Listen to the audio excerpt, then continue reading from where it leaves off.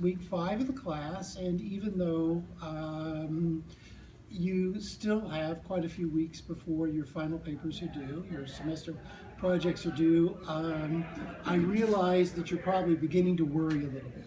And because of that, what I want to do in our, I always forget the name, tips and trends is not the right word. It's just something, tips, tasks and tips is the right expression there.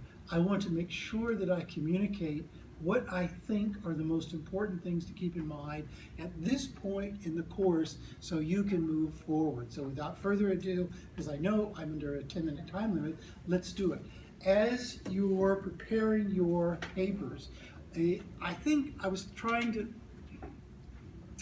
decide which of these is the most important, and I think the first one is by far the most important, and the one that without a little bit of prompting on my part you would be least likely to do or use, and that is personalize both the myth and the social issue. Okay, what do I mean by that? First of all, don't try to just take over someone else's understanding or someone else's account of the myth. Okay, and I'm going to talk about that down below as well. But for now, I just want to say avoid doing that.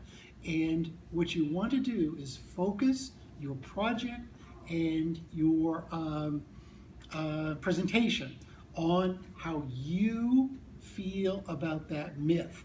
And don't be afraid to be subjective. Don't be afraid to be to show as much of your real personality as possible. What I want you to do is ask the questions that you see on the PowerPoint slide. That is, how do I understand the myth? What presence does it have on my life, in my life, sorry. And as we were doing, and as we were talking last week, there's really only one way to do this, and that is rely on your own memory and reflect back on whatever your myth is, what kind of effect those emotions and those ideas have had on your life, going back, until you're 4 and 5 years old. And once you do that, once you reflect on your own experience, let's just say you're doing a myth about love, just to choose one that we can all relate to.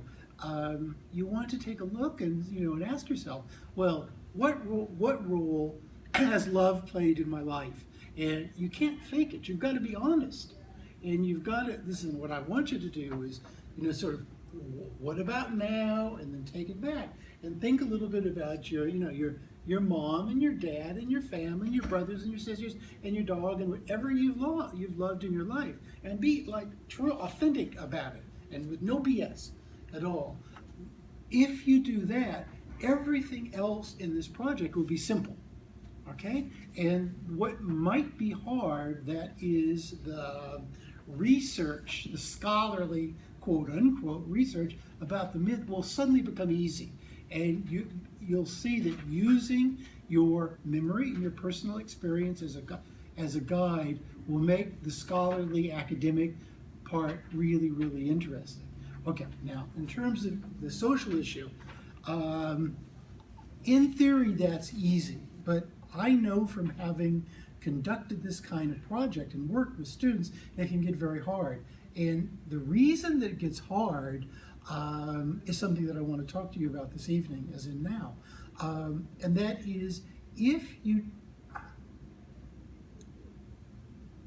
take a common understanding or a general or generic understanding of the social or political problem, it's going to be hard, because it's going to be hard to research, and it's going to be hard to match up the social or political issue that you're thinking about with the myth and your personal experience of that myth. So what you need to do is, in a way, it's similar to what you were doing on the myth with the myth. That is, narrow the focus of the social issue really a lot to what you know and what you care about.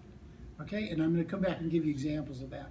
And I wanted to make sure that I said, avoid platitudes, avoid what most people most of the time say about that social issue. We don't care about that.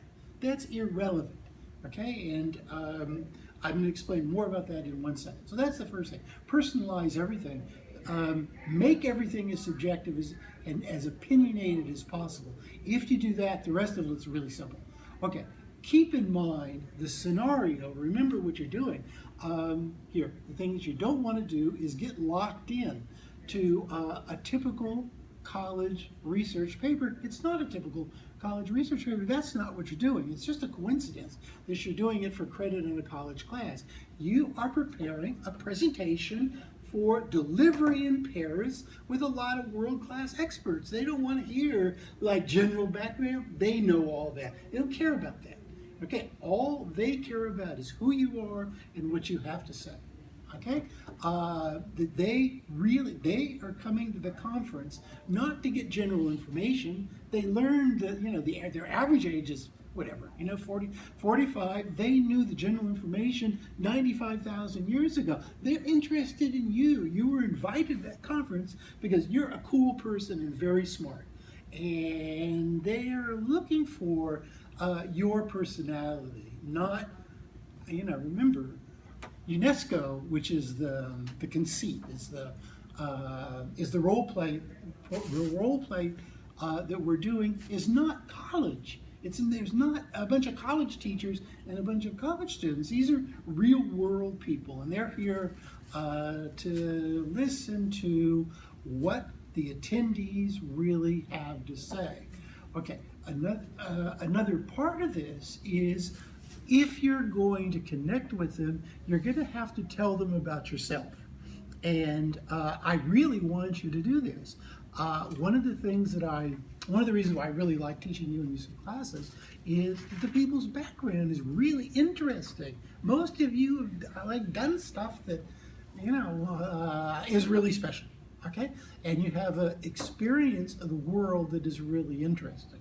So I want you in some way to bring that in to your paper. Now the way I would do it is I would just begin by ad-libbing and say, hi everyone, I'm here from, wherever you're from, you can make it up. I'm here from Baltimore, or I'm here from Upper Marlboro, or I'm here from Largo, or I'm here from Washington. I live right next to, what is his name? I forget. He's the person who lives in the White House. Help me, what is his name? Okay. 45. Right? Yeah. I remember. That's cute. That's very funny. And I want to talk to you about the goddess of love. No, okay.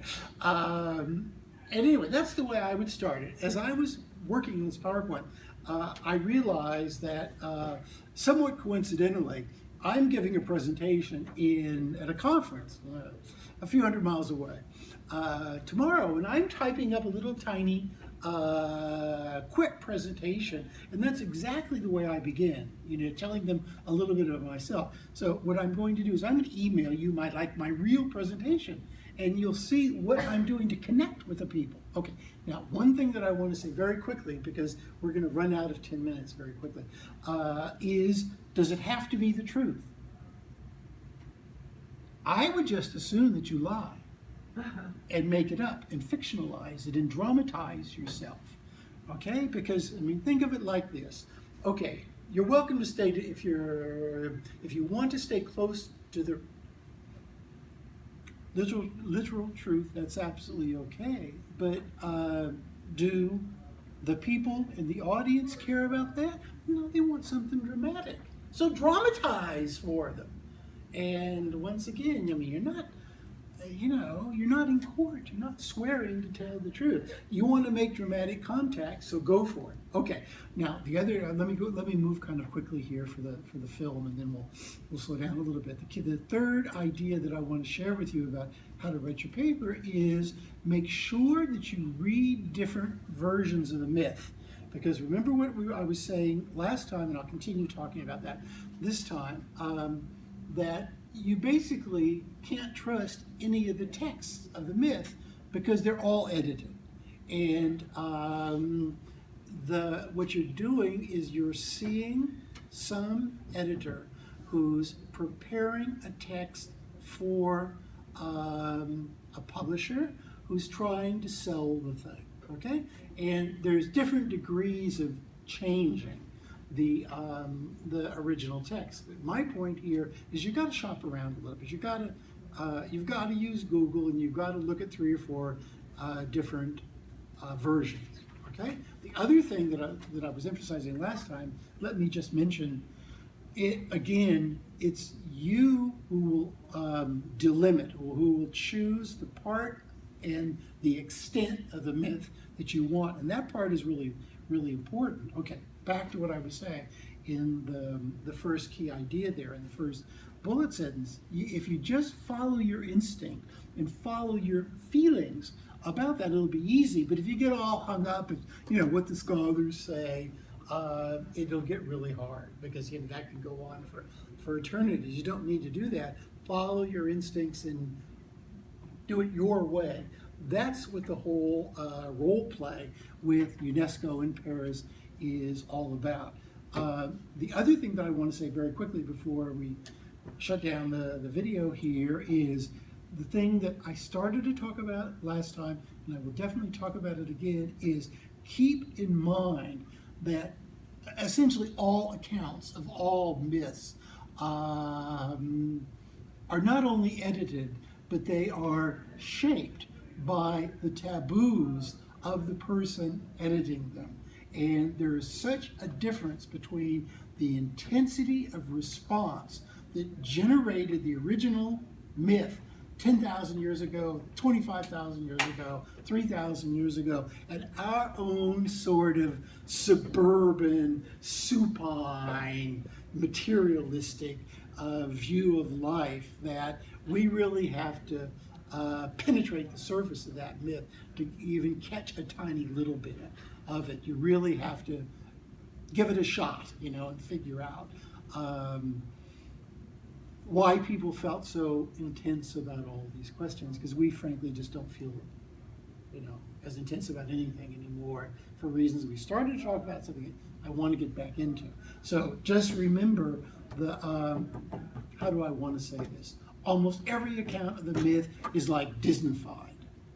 Think of it like that, as the emotional charge is reduced. Most myths are about, let me just say it, they're about life and death and sex. Okay? That's what they're about. They're about, risking your life, facing death, and ecstasy and rage of various sorts. That's where myth comes from. Myths are not cute little stories. They're really powerful things that blew people, in all directions. They're the fruit of really intense experience, intense longing, such as, we're all controlled and, dealing with machines, and we're sort of half the way to becoming robots, okay? So it's going to be hard for us to get even a little bit of a myth, but on the other hand, even touching a tiny bit of the original sense of a myth is really important for our minds, for our emotions, and for our soul. Click.